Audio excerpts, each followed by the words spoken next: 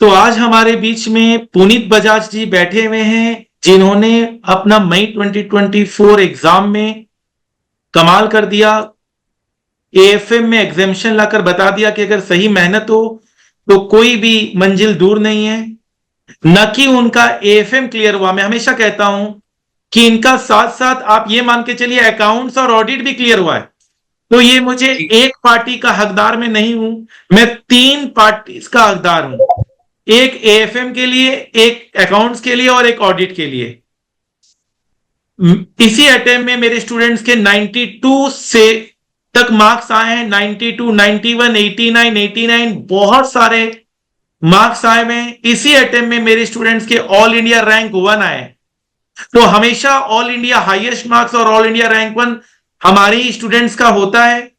पुनीत बजाज जी ने भी ये बता दिया कि अगर एक सब्जेक्ट में भी पकड़ हो तो सीए जैसा टफेस्ट पेपर भी क्लियर किया जा सकता है। एएफएम फाइनेंशियल मैनेजमेंट में आपने इतना अच्छा परफॉर्म कैसे किया, थोड़ा बताइए। आपको आदित्य जैन सर की क्लास किसने बोला कि आपको आदित्य जैन सर की क्लास ही लेनी है?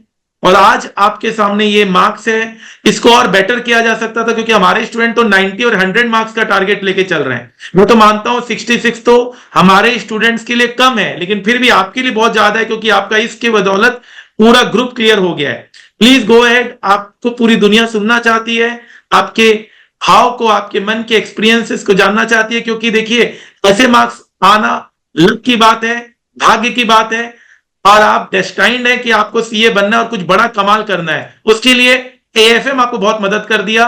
इसके लिए मैं बहुत गर्वान्वित फील कर रहा हूं, बहुत गर्व का एहसास हो रहा है मुझे कि आपको एएफएम ने काफी मदद की। प्लीज कहिए। सर एक्चुअली मुझे जो एएफएम की क्लासेस आपके बारे में पता चला, क्योंकि मेरे ऑफिस में 10-12 बच्चों ने आपकी क्लासेस ली थी।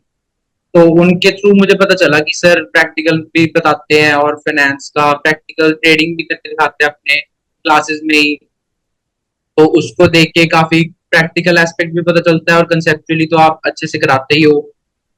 Coming to the preparation part, sir मैंने ना आपकी की स्ट्रेटजी फॉलो करी। जैसे आपने बताया था ना कि साथ साथ क्लासेस के साथ साथ हम रिवीजन भी करते रहे। जैसे मेरा एक चैप्टर खत्म होता था तो फिर मैं उसी चैप्टर की रिवीजन क्वेश्चंस भी सॉल्व कर लेता था साथ साथ। उसी टाइम उनको कैटेगरीज में डिवाइड कर लेता था, कौन से ए कैटेगरी है, बी कैटेगरी है, कौन से दोबारा देखने हैं, कौन से दोबारा पढ़ के चल देंगे या कौन से प्रैक्टिस भी करने हैं। तो जैसे आप ही की क्लासेस देख के उसी रिवीजन पैटर्न को फॉलो करके ही इतने अच्छे से हो गया एग्जाम। एक्चुअली एग्जाम से भी एक दिन पहले ही मतलब मेरी इतनी अच्छी प्रिपरेशन नहीं हुई थी, क्योंकि एक दिन में कभी कभी बंदा पैनिक कर जाता है और उसकी वजह से थोड़ी अच्छे से प्रिपरेशन नहीं हो पाई। बट पीछे मतलब मतलब ड्यूरिंग द प्रिपरेशन मैंने इतने अच्छे से करा हुआ था कि मुझे उस टाइम इतनी जरूरत नहीं पड़ी। मतलब अगर नहीं भी हुआ तो भी अच्छे मार्क्स आ गए आपकी स्ट्रेटजीज की वजह से। Now you are feeling lucky, बहुत अच्छा एहसास हो रहा है आपको। जी सर। और बेटर किया जा सकता है, इस मार्क्स को और बेटर किया जा सकता था। जी सर, थोड़ा और किया जा सकता था। बस थोड़ा इतने में खुश हूँ सर। तो क्या आप स्टूडेंट्स को ये कहना चाहते हैं कि अगर सही टाइम मैनेजमेंट हो तो आदित्य जैन सर के मटेरियल के साथ आप 80, 90 प्लस स्कोर आराम से कर सकते हैं? टाइम जी सर मैनेजमेंट लेकिन बिल्कुल। स्टूडेंट्स को अपने एंड पे थोड़ा करना होगा। जी। जी सर। चलिए, बहुत अच्छा लगा आपसे बात करके। आगे भी जी रास्ते सर। बहुत हैं, अभी और कामयाबी मिलेगी आपको जिंदगी में। Wish you all the best. Thank you sir. Thank you so much.